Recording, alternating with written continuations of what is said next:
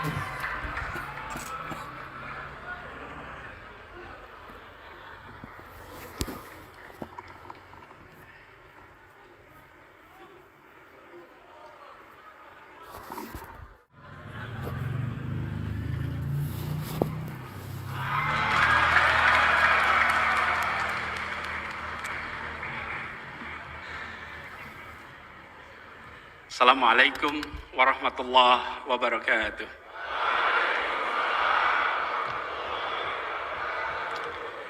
Alhamdulillah. Alhamdulillahilladzi arsala rasulahu bil huda wa dinil haq liyudhhirahu ala dini kullihi wa kafa billahi syahida. Asyhadu an la ilaha illallah wa asyhadu anna Muhammadan abduhu wa rasuluh. Allahumma sholli ala sayyidina Muhammad wa ala alihi wa ashabihi ajmain. Amma ba'du. Saya bersyukur sekali hari ini bisa kembali ke kampus Universitas Gadjah Mada. Dan saya harus sampaikan nih Bapak dosen semua yang hadir di sini, sebagian dosen-dosen ini teman saya. Jadi teman-teman SMA, teman kuliah. Ini Mas Agung nih wakil dekan, dulu selalu ranking 1. Yang ranking 1 bertahan di UGM. Yang rankingnya belasan baru keluar dari Jogja gitu ya kira-kira. Tapi saya bersyukur, kenapa? Panitianya luar biasa persisten mengundang gitu. Jadi namanya Yusuf Maulana, di mana ini Mas Yusuf Maulana? Mana Yusuf Maulana? Oh ini ya. WA sehari 3 kali, Mas. Lebih sering dari minum obat. Ngecek bisa datang atau tidak. Saya sampaikan, insya Allah nanti diatur. Karena prinsipnya begini, lebih baik mendadak datang daripada mendadak batal. Ya kan? Sudah spanduk dipasang, tapi kelihatannya panitia Jamaah Salahuddin sama Masjid Kampus ini sama. Saya juga dulu ketika panitia begitu, pasang dulu namanya, tulisi di bawahnya, menunggu konfirmasi. Lah ya kalau nggak datang dikira belenjani loh. Jadi alhamdulillah sampai juga di kampus tercinta. Sore tadi saya mendarat, kemudian sempat mampir di Jalan Kaliurang, rumah kami dulu, dan akhirnya sampai juga di Masjid Kampus yang suasananya Masya Allah. Ini menggambarkan Gadjah Mada tetap sebagai sebuah universitas perjuangan. Walaupun kelihatannya sudah kelasnya beda. Kalau dulu jajarannya sepeda dan motor. Kalau sekarang padatnya mobil juga. Kelihatannya Gadjah Mada sudah naik kelas. Kita dulu ketika kuliah merasakan kampus deso. Nah, saya dapat temanya perkotaan. Dibicarakan di kampus yang ngurusin pedesaan. Dulu kita itu memang agak, zaman angkatan kita agak terbelakang. Bahkan KFC baru buka di sini. Teman-teman, kalau KFC udah banyak, zaman dulu baru pertama kali buka. Kami rombongan datang ke sana beli KFC di Malioboro. Datang pesanannya, terus ada kentang goreng, terus orangnya tanya, Mas, ini anak-anak aktivis semua nih. Mas, udah lengkap belum pesennya? Masih kurang Mbak, kurang French fries. Lah padahal kentangnya sudah di situ. Gitu. Okay. Cuman kita itu tidak tahu bahwa kentang goreng itu adalah French fries. Itulah mahasiswa Gadjah Mada waktu itu kira-kira. Kami berangkat bikin training di Kalimantan Timur. Sudah berangkat, rombongan saya berdua dengan Pak Rahmat. Pak Rahmat Hidayat itu sekarang dekan Fakultas Psikologi UGM. Pak Rahmat Hidayat itu dekan, dulu saya dengan beliau terbang berdua Kalimantan. Lalu yang di base camp kita, anak-anak aktivis semua, ditelepon dari Kalimantan. Nanyakan, Mas Anies sudah berangkat belum? Sudah. Jam berapa? Sudah jam 2 gitu. Jam 2 itu take off atau landing? Yang terima telepon, apa yo? Ini take off atau landing yo? Take off apa? Ya sing munggah kuwi gitu ya. Nek sing ngene apa? Apa ya? Take off landing ya. Take off dan landing pun kita tidak bisa membedakan waktu itu. Dan ketika rombongan berangkat ke Kalimantan Timur pakai pesawat itu berhenti di Surabaya, boleh transit, boleh turun. Ada salah seorang teman kita, kalau disebut namanya nanti ketahuan, dia tidak mau turun dari pesawat. Tunggu lama sekali nggak turun. Kemudian ditanyain, yang tanya itu namanya Elan Satriawan, ini dosen Fakultas Ekonomi. Tanya, mudun yuk, ora aku ini gini wae. Mudun wae, ora sah aku gini wae. Ngopo? Iki lem buka piye? Dia tidak bisa membuka seat belt di situ. Jadi dia bertahan di dalam pesawat, tidak turun gitu. Oke. Tapi dia itulah yang diantara kita semua satu angkatan paling banyak keliling dunia karena dia menjadi wartawan di saat Gus Dur presiden, tugasnya di istana. Jadi keliling dunia paling banyak. Pria yang tidak bisa membuka seat belt itu adalah pria yang paling banyak keliling dunia. Gitu. Jadi banyak sekali pengalaman kami. Kalau buat saya Gajah Mada itu bukan tempat kuliah saja. Karena masa kecil saya di kampus ini. Rumah saya hanya 500 meter di utara kampus. SD saya di Sekip, namanya SD Percobaan 2. Nah ini juga contohnya di Jogja sama Jakarta, bedanya itu. Jakarta sama Jogja sama-sama punya sekolah laboratori. Tapi yang di sana namanya lab school. Kalau di Jogja SD Percobaan. Ya, waduh lah ya sekolahnya di mana Mas? SD Percobaan, oh ya toh, alat coba-coba ya gitu.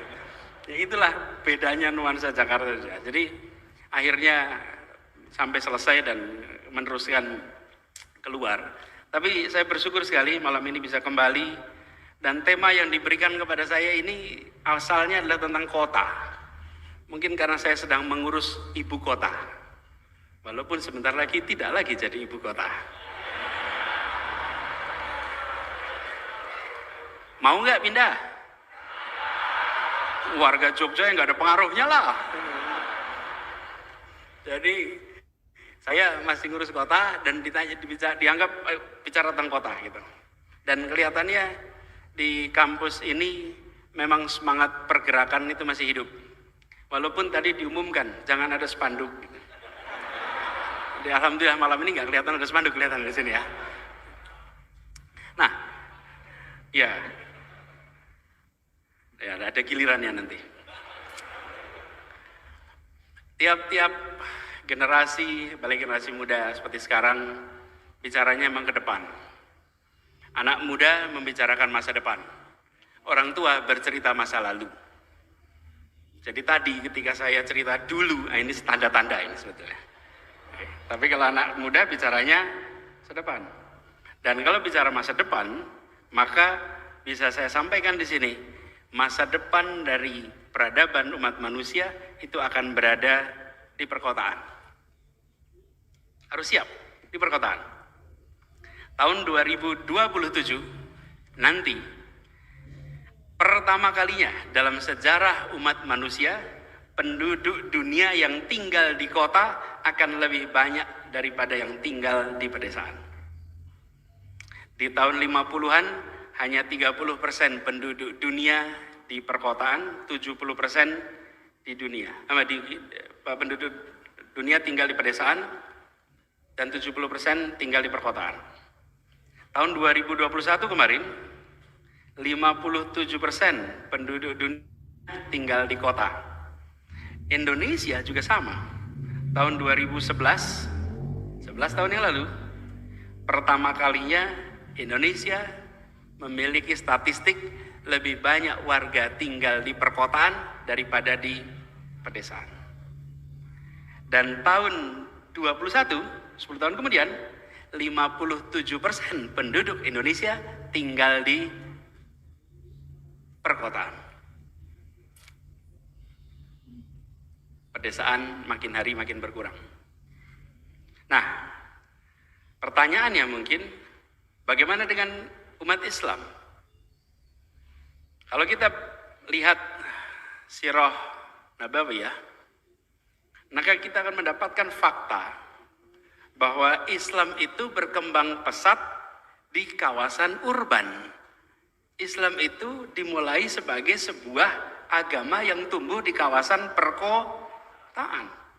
Pertama kali di Mekah yang merupakan pusat kegiatan, kemudian Yathrib. Yathrib ini juga adalah sebuah kota yang hidup, yang kotanya padat dengan penduduk, dan semua urusan yang disebut sebagai pengelolaan pemerintahan sesungguhnya adalah pemerintahan kota. Bahkan sekarang kita di bulan suci Ramadan, ketika turun perintah, ya ayyuhalladzina amanu kutiba alaikumusiyam kama kutiba alal ladzina min qablikum la'allakum tattaqun. Keluar turun perintah itu bulan Sya'ban menuju Ramadan di kota Madinah tahun kedua Hijriah. Jadi sesungguhnya bagi umat Islam bicara kota bukan sesuatu yang baru, karena memang agama ini tumbuh awalnya di kawasan perkotaan. Nah, tantangannya tentu beda kawasan perkotaan dulu dan sekarang. Karena itu kalau kita merujuk, saya mau cerita sedikit nanti tantangan yang kita hadapi di Jakarta. Di Jakarta itu tantangannya banyak karena perkotaan di era Nabi besar Muhammad SAW itu beda sekali dengan tantangan perkotaan hari ini. Dari sisi jumlahnya juga amat berbeda. Nah, dalam kesempatan ini saya ingin berbagi pada teman-teman apa yang kita kerjakan di Jakarta yang mungkin bisa menjadi pelajaran bagi kita semua. Kalau kita lihat, Jakarta ini kota yang merupakan melting pot, berkumpulnya semua dari mana-mana. Jogja juga sebetulnya mirip, cuman bedanya Jogja itu turnover-nya tinggi. Apa turnover itu? Keluar masuknya tinggi. Keluar masuknya tinggi. Mahasiswa datang ke sini, berapa tahun selesai sekarang? Oh, itu Boyo jangan ditanya gitu loh. Nanti kan madek kalau ditanya berapa tahun selesai. Yang sudah 4+ itu rada deg-degan sekarang. Kalau zaman saya dulu 5+. Kalau udah 5 tahun, 6 tahun, selebihnya sudah agak malu menyebut angkatan. Nah, turnovernya tinggi, masuk 4 tahun, 5 tahun, keluar, masuk, keluar. Jadi tempat seperti Jogja, walaupun sangat representatif secara asal usul, tetapi mayoritas numpang lewat. Masuk 4 tahun, walaupun sekali pernah minum air Jogja, sujud di kota Jogja, tidak akan pernah bisa melupakan kota ini. Nggak akan pernah. Jogja itu romantis sekali bagi yang punya kenangan. Mohon maaf kalau nggak punya kenangan ya nyon sewu. Bagi yang punya kenangan, Jogja itu romantis sekali. Kota yang setiap sudutnya meninggalkan kenangan yang khas. Nah, tapi saya tidak bicara Jogja hari ini. Saya ingin bicara tentang bagaimana tantangan perkotaan. Nah, kalau kita lihat kota seperti Jakarta, salah satu tantangan terbesar adalah pergerakan penduduknya. Jakarta itu secara resmi penduduknya 10 juta, maaf 11 juta sekarang, tapi kendaraan bermotornya roda 2 13 juta. Nah, piye gue mas? Motornya 13, sebetulnya begini, 13 juta itu tidak semuanya di Jakarta. Sebagian motornya ada di Jogja sini. Mahasiswa kalau datang ke Jogja tidak balik nama. Betul nggak? Plat nomornya masih menggunakan plat nomor itu yang dikeluhkan sama Pemkot Jogja, sama Pemprov Jogja. Karena yang rusak jalannya di Jogja, bayar pajaknya di kampung halaman. Loh betul loh. Makanya saudara-saudara teman-teman semuanya, Mbok Yorodo ini sedikit simpati sedikit sama Jogja. Tinggal di Jogja, bayarlah pajak kendaraan bermotornya di Jogja. Nah, apa yang terjadi dengan 13 juta motor dan 3 juta kendaraan roda 4? Kendaraan roda 4. Jadi 16 juta kendaraan bermotor dengan 11 juta penduduk. Ukurannya hanya 600 km persegi. Jakarta itu 20 kali 30 kira-kira, 600 km persegi. Apa yang terjadi? Kemacetan, kemampatan yang kita biasa saksikan di Jakarta. Karena itu salah satu hal pertama yang kami coba lakukan ketika di Jakarta adalah mengurangi jumlah kendaraan pribadi dan menambah jumlah kendaraan umum. Apa yang dilakukan? Kita bangun yang namanya Jaklingko. Jaklingko ini satu sistem di mana seluruh transportasi umum digabungkan menjadi satu kesatuan. Ada lebih dari 27 operator. Dan teman-teman semua, saya rapat dengan para operator kendaraan bermotor di Jakarta itu, mungkin rapat paling panas yang pernah saya ikuti. Karena para pengelola kendaraan bermotor itu semuanya merasakan tekanan. Ngomongnya terus terang, Pak Gubernur, Pemprov DKI Jakarta ini tidak adil. Anda operator, tapi Anda juga regulator. Anda bikin regulasi yang menguntungkan untuk Anda, tapi merugikan untuk operator-operator. Apa operator itu? Kopaja, Komilet Jaya, apalagi Metro Mini, dan sebagainya. Yang semuanya merasakan tekanan luar biasa. Jadi saya katakan kita mau selesaikan sama-sama. Ada lebih dari 25 operator. Yuk kita duduk bareng-bareng. Duduk bareng-bareng apa? Saya sampaikan, kami ingin kendaraan umum di Jakarta itu terjangkau harganya, terjangkau jaraknya, dan nyaman. Yuk duduk sama-sama. Dan terima kasih, Anda semua sudah menyelenggarakan transportasi umum di saat pemerintah belum bisa menyelesaikannya secara lengkap. Duduk bareng-bareng. Buatlah sebuah sistem namanya Jaklingko. Jaklingko itu sebuah sistem di mana kita ubah. Dulu warga, dan ini adalah kendaraan umum, mereka bertransaksi. Kami, pemerintah, bagiannya buat regulasi. Kita ubah. Operator kendaraan, kami beli jasanya.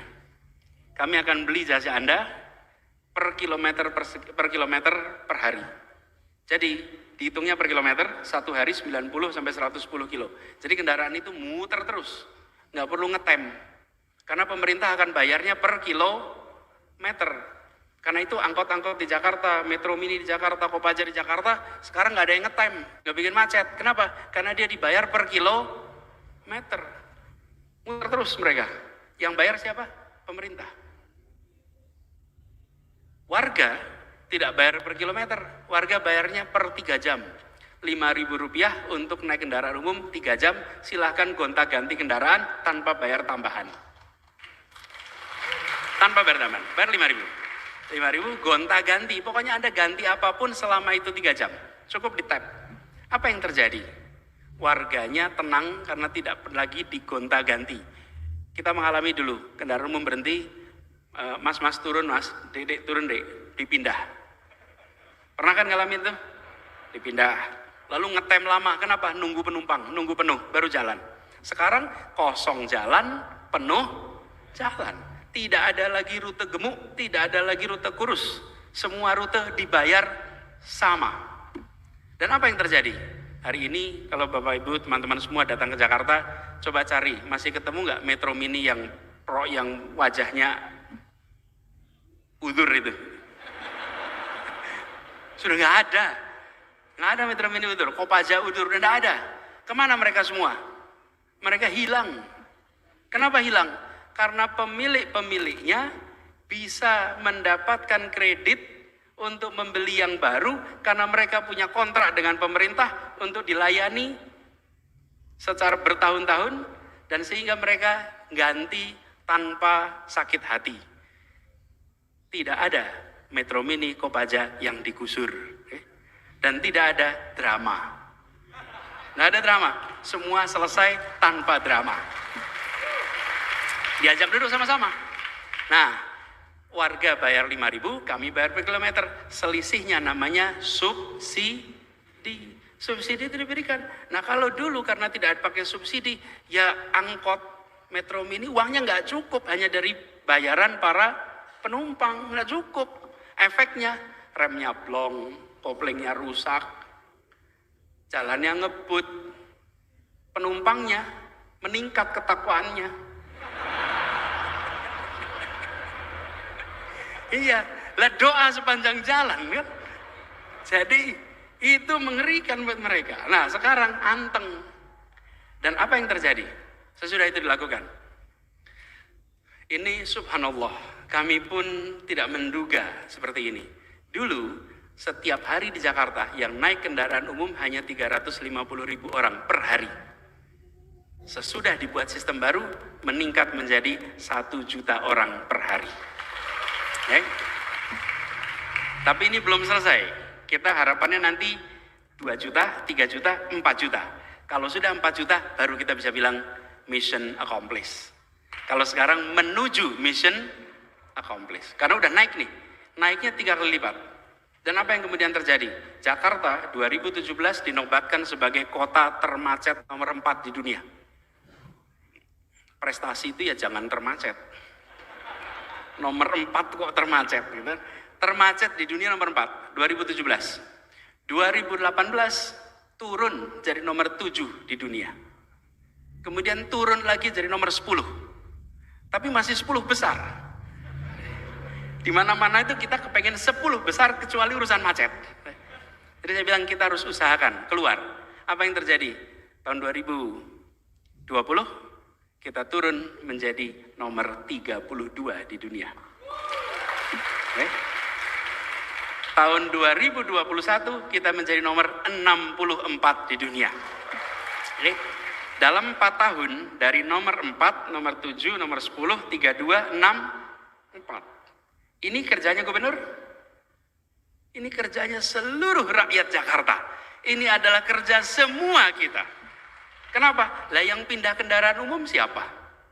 Yang pindah kendaraan umum adalah warga Jakarta. Warga Jakarta memilih untuk meninggalkan. Kenapa mereka memilih? Karena kendaraan umumnya nyaman. Nah, pasangannya kendaraan umum namanya trotoar.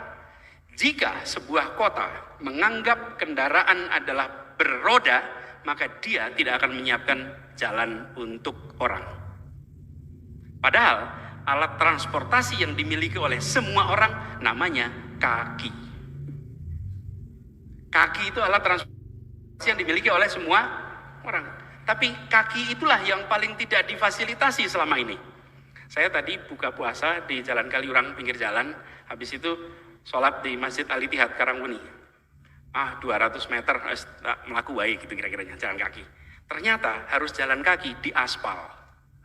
Kenapa? Karena belum ada trotoar. Kita semua berharap semua kota jangan mengulangi kesalahan Jakarta. Jakarta selama berdekade-dekade, jadi bukan bertahun-tahun ya. Kalau bertahun-tahun itu nyalahkan seseorang, oke? Okay? Berdekade-dekade, oke? Okay? Hari ini sensitif soalnya. Iya, kalau saya bilang beberapa tahun, tahunnya berapa ya mas ya, gitu kan? Wah, repot nanti. Udah gitu nanti potongannya repot lagi mas videonya. Ini direkam video, rekam, dipotong itu loh. Ampun udah dipotong gitu. Coba, Anda bayangkan coba. Quran .2 Fawailul lil musolli. Bukan ngeri betul. Kata Quran merugilah orang-orang yang sholat. Itu kata Quran. Lah iya kalau dipotongnya cuman 1 potong begitu. Nah kalau saya ngomong itu seringkali ada yang waktunya senggang menyempatkan untuk memotong gitu. Tadi sampai mana? Dekade. Jadi kembali beberapa dekade yang lalu. Ketika kembali ke beberapa dekade yang lalu, Jakarta itu yang dibangun adalah alat transportasi untuk roda. Harus beroda baru disebut alat transportasi. Kami ubah. Bila sebelumnya cara berpikirnya begini. Bangun untuk kendaraan pribadi, di bawahnya adalah bangun untuk kendaraan umum, baru nomor 3 untuk pejalan kaki. Trotoarnya basa-basi. Yang penting kelihatan ada trotoar. Kita ubah. Bangunan infrastruktur transportasi nomor 1 adalah trotoar. Nomor 2 adalah sepeda, jalur sepeda. Nomor 3 adalah kendaraan umum. Nomor 4 adalah kendaraan pribadi. Paradigmanya diubah. Dan ketika paradigmanya diubah, dibangunlah trotoar di mana-mana. Dalam waktu kurang dari 4 tahun, Jakarta membangun 341 km trotoar di seluruh Jakarta. Bukan cuman di Jalan Tamrin, memang yang kelihatan fotonya di Tamrin. Di Sudirman, itu yang kelihatan fotonya. Ya, karena ada CFD kelihatan tuh. Tapi sesungguhnya itu di seluruh wilayah Jakarta ada 341 km. Dan ketika itu dibangun, apa yang terjadi? Warga mulai terbiasa jalan kaki. Dan jalan kaki itu sehat. Jalan kaki itu ramah lingkungan. Jalan kaki itu membangun kesetaraan. Jadi, itu kita bangun. Nah, hal berikutnya yang saya ingin tegaskan. Mengapa transportasi umum? Mengapa trotoar? Mengapa itu semua dibangun? Nah, ini yang saya ingin ceritakan. Ruang ketiga. Setiap kota, apakah Jogja, apakah Jakarta, itu semua punya ruang ketiga. Ruang ketiga itu begini. Ruang pertama itu di rumah. Ruang kedua itu tempat kerja. Ruang ketiga itu ruang bersama publik. Itu ruang ketiga. Selama berdekade-dekade, ya bukan bertahun-tahun ya, gitu, berdekade-dekade. Selama berdekade-dekade, ruang ketiga itu diserahkan kepada swasta untuk menyediakan. Pemerintah seperti nggak menyediakan ruang ketiga itu. Apa ruang ketiga ini? Ruang interaksi warga. Di mana itu? Swasta yang menyiapkan, namanya MALL. Mall.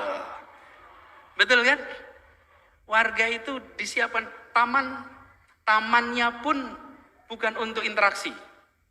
Tamannya itu kalau dalam bahasa Inggris disebutnya garden. Ada dalam bahasa Indonesia taman itu satu. Kalau bahasa Inggris ada 2.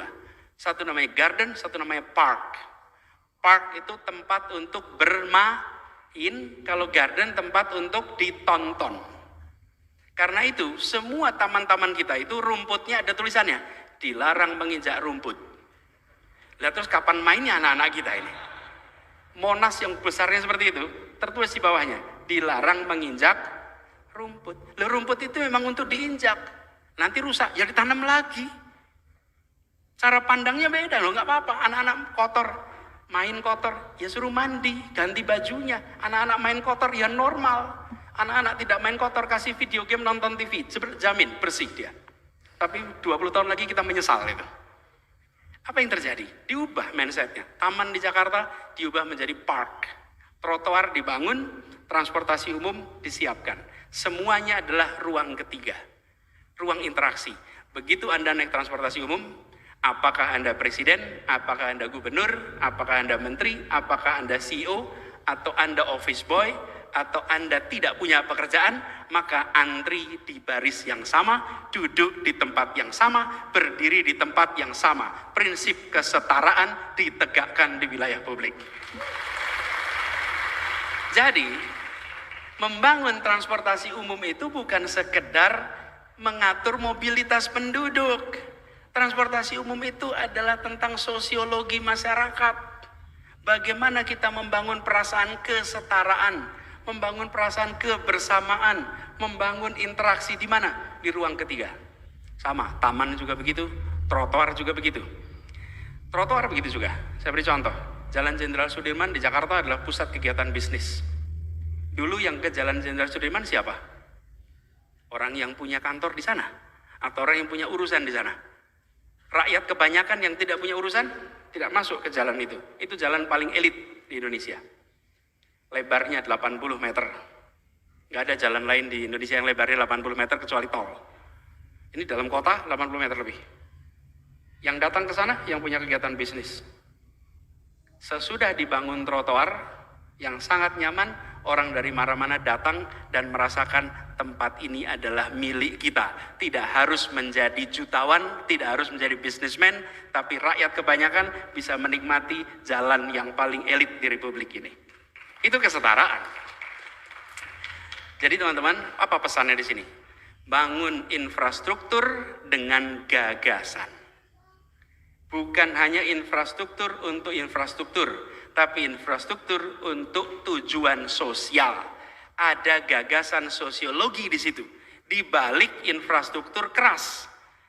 Karena kalau hanya infrastruktur saja, dan ini yang kita terapkan di Jakarta. Nomor 1 gagasan, nomor 2 narasi, nomor 3 karya. Karya itu yang ketiga. Nomor 1-nya adalah gagasan, lalu narasi, lalu karya. Kalau hanya karya saja, tanpa narasi, tanpa gagasan, kita tidak bisa menjelaskan mengapa ini dibangun. Sering mengalami itu? Loh, tugas mahasiswa itu memikirkan, bukan? Ya, kita sering merasakan tiga ini harus jadi satu. Jadi ada gagasan sosiologis di situ, ada gagasan tentang kemasyarakatan, lalu transportasi sebagai infrastrukturnya, itu tadi narasinya. Dan apa yang terjadi?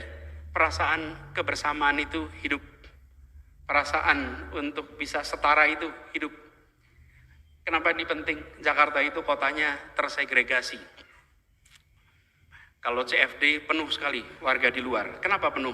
Sebetulnya bukan soal olahraganya, soal dapat ruang besar. Karena rumahnya sempit, kampungnya sempit, padat, pengap. Begitu ada hari Minggu, mereka bisa CFD. Sekarang tidak perlu hanya hari Minggu. Kapan saja bisa jalan-jalan di trotoar semua yang dibangun di Jakarta. Perasaan kesetaraan itu hadir. Ini yang kita ingin dorong terus.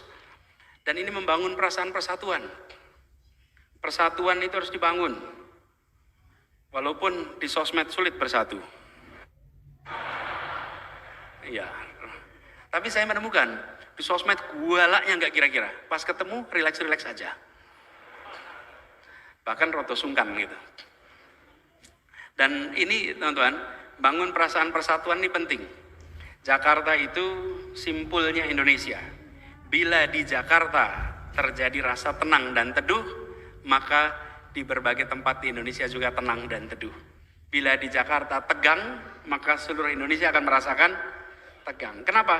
Karena WA grupnya sama. Iya, lah orang di Jakarta itu kalau ada apa-apa dia kirim ke kampung halamannya lewat WA group. Masalah di Jakarta nular ke daerah. Dan kemudian apa yang terjadi? Ikut panas di daerah. Itulah sebabnya kenapa menjaga ketenangan, menjaga kebersamaan itu penting sekali. Nah, itu yang kita lakukan. Alhamdulillah 4 tahun ini, 5 tahun, saya sudah masuk 5 tahun, ini 6 bulan lagi pensiun. Gak ada perpanjangan soalnya mas. Iya.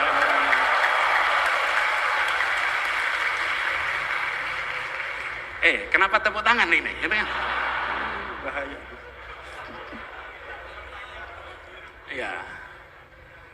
Jadi saya bulan Oktober besok, kalau tidak ada halangan, tidak ada perubahan, itu selesai. Nah, selama 4,5 tahun ini jalanin, alhamdulillah, ketenangan, keteduhan itu dibangun. Tapi itu sekalian, teman-teman semua, sebagian dari yang dikerjakan untuk membangun rasa kebersamaan, ketenangan itu tidak bisa difoto, teman-teman. Saya beri contoh. Mencegah kebakaran tidak ada pahlawannya. Memadamkan kebakaran terlihat pahlawannya. Betul tidak? Ya. Konflik, ketegangan itulah kebakaran. Mencegahnya tidak menimbulkan pahlawan.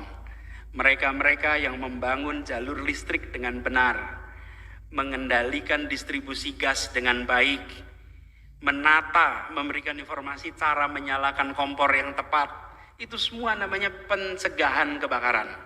Tidak terlihat pahlawannya, tapi faktanya kita terbebas dari kebakaran. Begitu ada kebakaran, maka 1 truk datang, 2 truk datang, kita foto, inilah pahlawan pemadam kebakaran.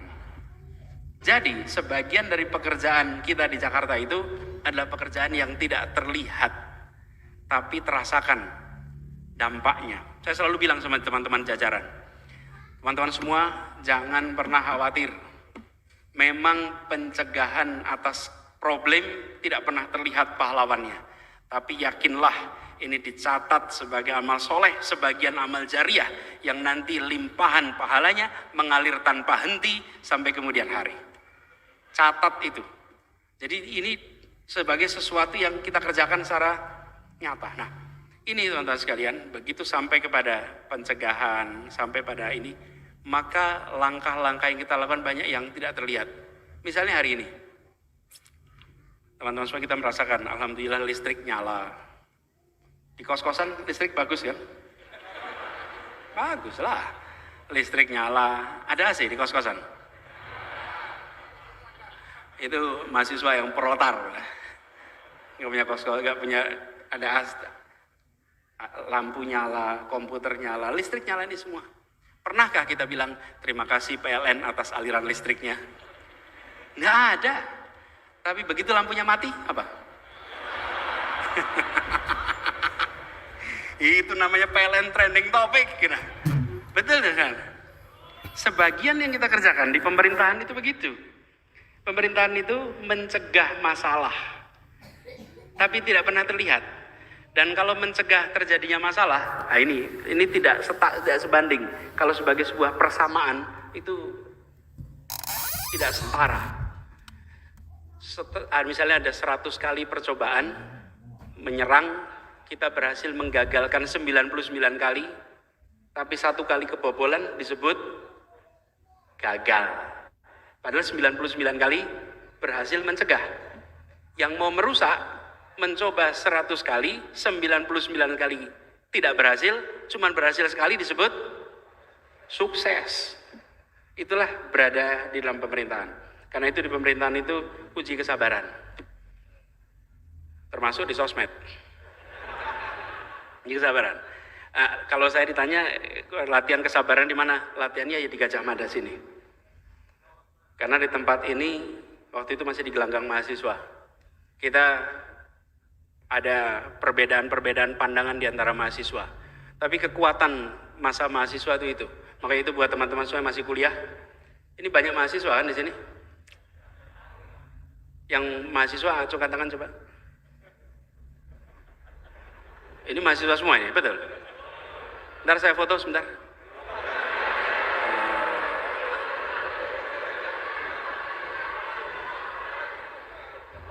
Ya, siap, terima kasih.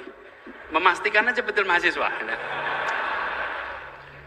Zaman dulu tuh banyak yang berlagak mahasiswa tapi lapornya ke tempat lain.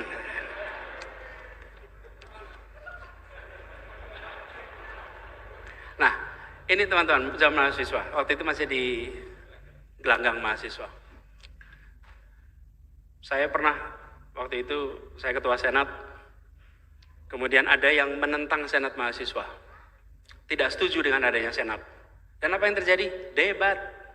Debat pernah diadu, debat. Duduk 2 orang, saya dengan satunya yang menentang senat mahasiswa, ditonton kira-kira 300-an orang. Kalau saya lagi ngomong disorai oleh yang menentang senat, kalau dia lagi ngomong disorai oleh yang mendukung senat. Berdebat terbuka dan berteman. Karena itu kalau ada yang mengkritik tidak perlu dilaporkan. Iya.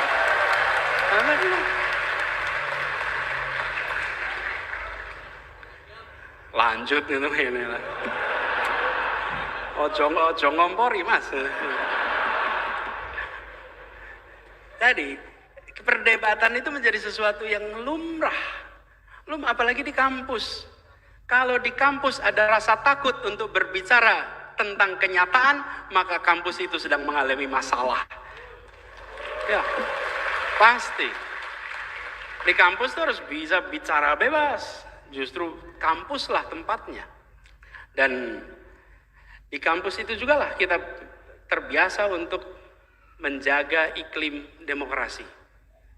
Apalagi di anak-anak teman-teman mahasiswa. Teman-teman mahasiswa itu banyak sekali pemimpin-pemimpin mahasiswa. Pemimpin mahasiswa itu adalah orang-orang yang diakui kepemimpinannya bukan oleh petinggi-petinggi, tapi diakui kepemimpinannya oleh sebayanya. Pengakuannya oleh sesama mahasiswa. Itulah pemimpin muda. Jadi kalau ada pemimpin muda yang rebutan stempel, maka dia sesungguhnya bukan pemimpin. Ya. Karena kalau pemimpin itu bukan rebutan stempel, pemimpin itu diakui oleh dan disebut pemimpin. Ini kita lagi di masjid nih. Imam, walaupun seseorang itu sholatnya di depan mihrab sini, tapi bila tidak ada satupun makmum di belakangnya, dia tidak bisa disebut sebagai imam. Seseorang berubah statusnya menjadi imam jika dan hanya jika ada makmum walaupun satu. Karena itu kalau Anda mengatakan I am a leader, who is your follower? If you have no follower, you are no leader. Okay? Bila Anda tidak ada pengikut, maka Anda bukan pengikut apa? Orang yang mengikuti gagasan Anda, orang yang menjalankan gagasan Anda, orang yang mau bekerja bersama dengan Anda. Dan itulah masa mahasiswa. Karena itu saya sampaikan pengalaman terbesar, pengalaman paling bermanfaat itu di Gajah Mada ketika terlibat dalam organisasi dan belajar pada saat itu menghadapi rezim Orde Baru yang tidak bersahabat pada gerakan mahasiswa. Tadi pagi waktu saya terima ada yang mengirimkan saya rekaman, bukan saya sih, di grup alumni UGM ada foto taraweh bawa spanduk di belakangnya. Enggak, ini saya lagi mau cerita pengalaman saya, bukan nanti malam tuh. Oke, pas saya lihat itu, wih podo weh, biar ada yang ngene gitu. Kita dulu itu, kami ini pernah tanggalnya 1 Maret tahunnya 94. 1 Maret 94 membuat demonstrasi di sebuah bank. Coba demo di bank, judulnya menduduki bank, 6 menit di bank BCA. Bawa spanduk, bawa poster, masuk ke bank BCA. Waktu itu banknya di Jalan Solo. Masih ada nggak ya Jalan Solo sekarang? Masih ada. Masuk ke situ, mahasiswa bergaya customer semua, walaupun tidak punya rekening di banknya. Waktu itu memperingati serangan umum 1 Maret Jogja, kan 1 Maret itu judulnya 6 jam di Jogja. Kita 6 menit di waktu itu. Pakai poster itu, kalau bahasa sekarang sih namanya oligarki gitu lah kira-kiranya. Dulu belum ketemu kata itu gitu. Dulu namanya konglomerat. Ya. Memprotes. Dan dengan poster-poster dan spanduk-spanduk itu. Jadi saya tadi pagi ketika lihat itu, saya bilang di Gajah Mada masih terus ada tradisi untuk memikirkan lebih dari diktat-diktat yang harus dibaca di kelasnya. Ya. Walaupun ada juga aktivis yang luar biasa aktif di luar kelas. Di dalam kelas pasifis. Pasifis. Jadi buat teman-teman yang masih kuliah, usul saya teman-teman, aktiflah, betul-betul aktif. Jadi kalau kami dulu ketika kuliah itu ada jenis mahasiswa diktator. Diktator ini adalah mahasiswa yang kemana-mana bawa diktat. Dan apapun yang dibaca diktat. Ini kemudian mereka ini kita sering sebut sebagai profesional individualis. Profesional individualis. Ada juga yang organisatoris. Organisatoris ini aktif betul organisasi A, B, C, D, F, G kecuali kuliah. Ini aktifnya luar biasa. Lalu ada yang tipe mahasiswa yang proletarian. Yang proletarian ini sandalnya jepit, rambutnya gondrong, tampilannya seperti jarang mandi, okay? Dan selalu membicarakan rakyat.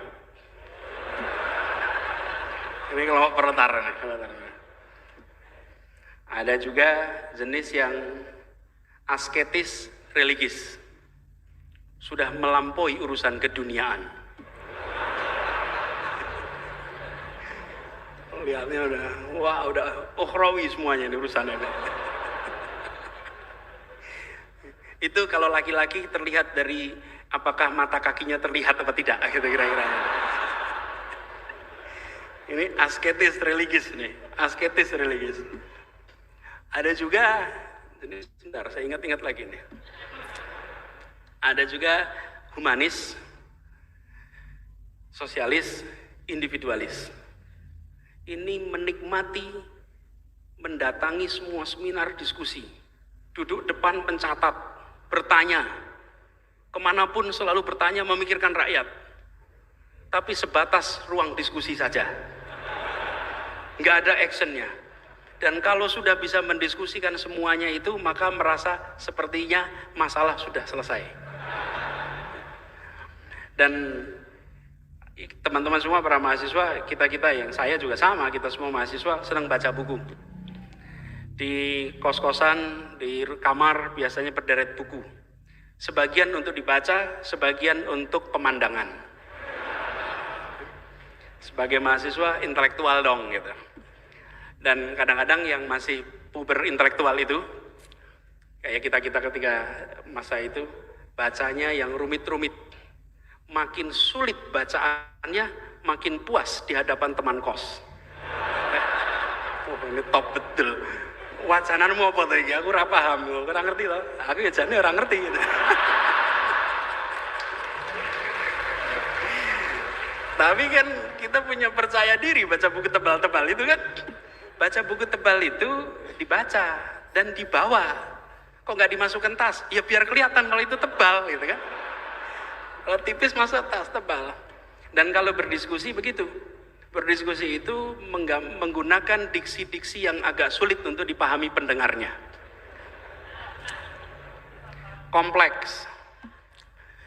Misalnya nih, 250 cc H2O 80% kafein.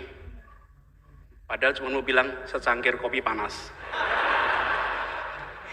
Tapi menggunakan diksinya suhunya 80 derajat. Nah, itulah masa mahasiswa gitu. Tapi teman-teman, periode pelatihan itu, kalau saya reflektif sedikit, kebetulan pulang ke pesantrennya dulu namanya Gajah Mada ini. Jadi saya ingin refleksikan apa yang selama ini menjadi tantangan di Jakarta, bekalnya didapatnya ketika masa pembelajaran. Dan pada masa pembelajaran itu, boleh tepuk tangan buat Gajah Mada. Oke. Pada masa pembelajaran itu kita tidak tahu bahwa kita ini sedang dilatih. Dilatih untuk ditemukan dengan masalah, dilatih untuk berpikirnya sistematis, dilatih untuk berpikirnya terstruktur, dilatih untuk orientasi pada solusi. Proses pelatihan itu berjalan tanpa disadari. Sadarnya ketika ketemu masalah. Karena itu buat teman-teman semua, sungguh merugi bila berada di Jogja, apalagi di Gajah Mada, dan hanya dari tempat kosan, dari rumah ke kampus saja tanpa mengerjakan kegiatan lain. Jadilah mahasiswa yang sibuk, jadilah mahasiswa yang kekurangan waktu, jadilah mahasiswa yang kerepotan mengatur jadwal. Kalau mahasiswa santai, Anda sedang bermasalah. Wes, lihat jadwal masing-masing. Siapa yang santai ini? Teman-teman, ada yang pencinta alam nggak di sini? Ini bukan masalah, pencinta alam bukan masalah. Ada yang pencinta alam? Ada, atau gini dah, ada yang suka naik gunung? Nah, naik gunung ya. Apa yang menarik? Teman-teman kalau naik gunung, berangkatnya jam berapa? Malam. Habis isya berangkat, bukan? Supaya apa? Sampainya pas menjelang subuh, betul ya? Lalu lihat matahari terbit. Dulu kita sering ke Kaliurang, Bebeng, tempatnya waktu itu masih ke rumahnya Mbah Marijan. Ya, rumah Mbah Marijan itu posnya, habis itu kita naik ke atas sampai ke Merapi. Selalu naiknya malam, jam 8, jam 9 naik ke atas. Sampai ke puncak, lihat matahari terbit, lalu turun. Refleksi saja, apa sih yang terjadi kalau mendaki gunung itu? Ketika kita mendaki gunung dalam kegelapan, kita belum tentu tahu rute. Tapi yang pasti, kalau jalannya itu datar, maka kita tidak sedang kemana-mana. Okay? Kalau jalannya itu menurun, kita lebih tidak kemana-mana. Jalan datar itu nyaman, jalan menurun itu lebih nyaman. Tapi kalau jalan kita mendaki, kita tahu bahwa ini pasti menuju ke puncak. Dan mendaki itu pasti berat, mendaki itu pasti penuh tantangan. Tapi mendaki itulah yang mengantarkan kita ke puncak-puncak baru yang bisa kita raih. Nah, jadi kalau lagi kuliah dan jalannya datar, dan kalau lagi kuliah jalannya menurun, apa artinya? Sedang tidak kemana-mana. Insya Allah yang memilih hadir ke tempat ini adalah orang-orang yang selalu siap memilih jalan yang mendaki. Loh, Anda kan bisa aja di rumah nonton santai, bukan? Anda memilih datang. Sama, saya waktu itu kalau biasanya dulu dialog Ramadan itu harinya Minggu. Betul ya, zaman hari Minggu. Hari Minggu kita datang, duduk di paling depan. Waktu itu tidak punya mikrofon dan alat-alat ini, nyatet. Kepuasannya adalah ketika berbicara, mendengar langsung dari pembicara-pembicara yang datang dari Jakarta. Dan inilah teman-teman semuanya contoh, saya refleksikan apa yang kita alami di Jakarta dengan apa yang menjadi pengalaman ketika masa-masa kuliah dulu. Jadi buat teman-teman semua di sini, perjalanan Anda masih panjang. Kalau tadi disebut judul resmi yang diumumkan lewat kegiatan ini adalah Indonesia ke depan. Anda semua adalah pemilik Indonesia ke depan. Teman-teman semua adalah orang-orang yang akan meneruskan sejarah di Republik ini. Jadi saya titip pada teman-teman semua.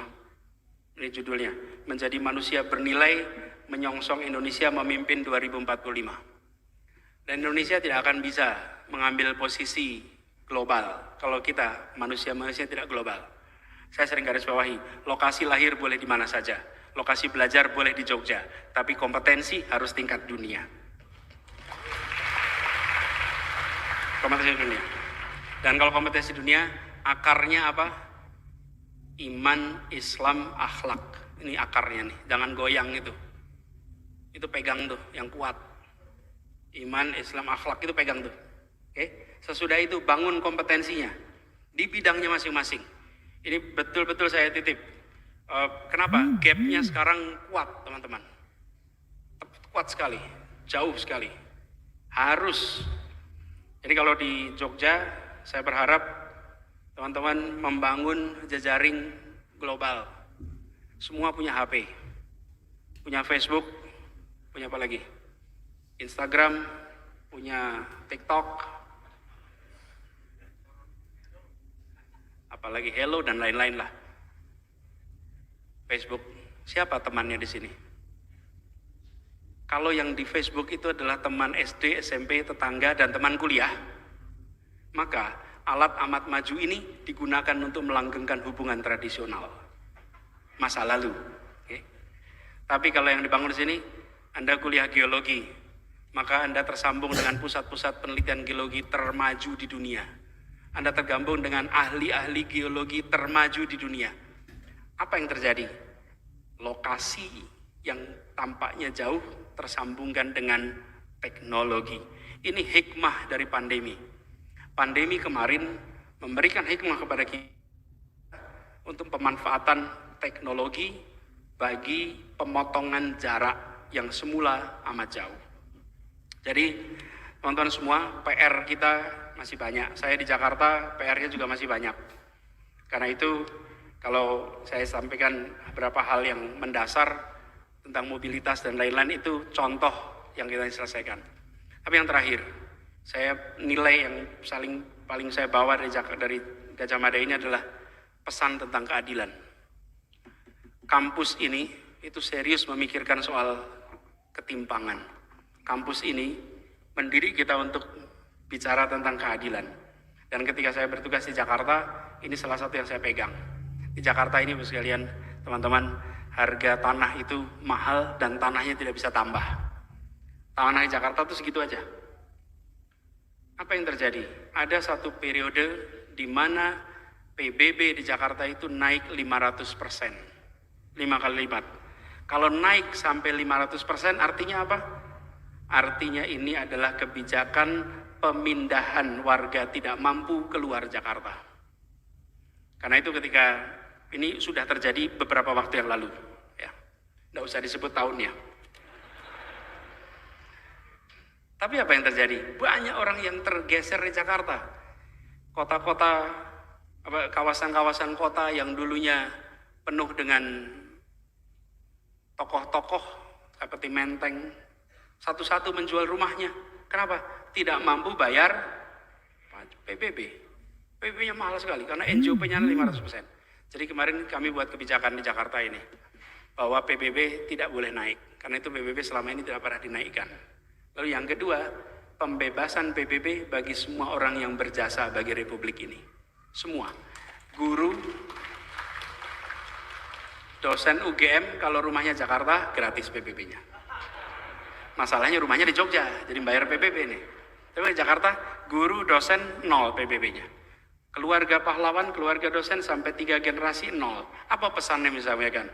Bahwa jangan sampai keluarga-keluarga pendiri Republik ini mereka terusir dari tanah yang mereka perjuangkan kemerdekaannya. Nggak boleh. Dan itu pesan yang sangat kuat. Almarhum Pak Mubiarto, dosen saya, Pak Mubiarto, kemudian Profesor Lukman Sutresno, Allahyarham, semua sudah wafat sekarang. Mereka orang-orang yang selalu menekankan pada masa-masa kuliah dulu betapa pentingnya menjaga itu. Dan banyak nama-nama lain yang kita ingat. Karena itu saya berharap buat teman-teman semua di sini gunakan kesempatan pembelajaran yang ada untuk menjadi bekal ya hari ini ya besok. Karena mahasiswa itu 2 peran, peran kekinian, peran masa depan. Peran kekinian Anda bagian dari masyarakat. Mahasiswa tidak boleh berhenti kritis. Mahasiswa harus kritis. Karena kalau mahasiswa tidak kritis, maka dia sedang mematikan peran kekiniannya. Sambil menyiapkan masa depan, karena kemudaannya punya masa depan. Dan mengkritik itu boleh saja. Itu hak Anda. Dan itu harus dimanfaatkan. Untuk apa? Menajamkan kepekaan atas persoalan di masyarakat. Insya Allah nantinya ini akan menjadi bekal. Dan saya ingin sampaikan terima kasih pada Masjid Kampus Jamaah Salahuddin. Saya lihat daftar ceramahnya itu sampai menjadi viral tulisannya ikut ceramah di kampus UGM, di Masjid Kampus, setiap hari bisa jadi doktor. Lah berat sekali ini materinya dari hari ke hari. Dengan pembicara yang macam-macam semuanya. Ini kesempatan yang tidak bisa Anda ulang. Kita berharap itu dimanfaatkan dan insya Allah ini menjadi bekal. Bapak-Ibu sekalian, saya akan akhiri sampai di sini. Dan saya ingin sampaikan terima kasih. Terima kasih pada saudara semua yang hadir. Saya minta kita saling mendoakan. Doakan saya 6 bulan ke depan bisa husnul khotimah. Dan saya doakan Anda semua yang sedang kuliah, bisa kuliahnya tuntas. Dientengkan jodohnya. Lebih keras tuh suaranya. Lebih keras suaranya. Dan insya Allah nantinya bisa tuntas kuliahnya. Yang sedang menyelesaikan skripsi, segera tuntas skripsinya. Saya pernah buat kriteria, apa skripsi yang baik? Nah itu dia. Skripsi yang selesai. Jadi skripsi yang selesai. Tuntaskan itu semua, insya Allah nanti menjadi sarjana-sarjana Gajah Mada yang memberikan manfaat bagi masyarakat di Indonesia. Terima kasih. Kurang lebih mohon dimaafkan. Billahi taufiq wal hidayah. Wallahu muwaffiq ila aqwamit thoriq. Assalamualaikum warahmatullahi wabarakatuh.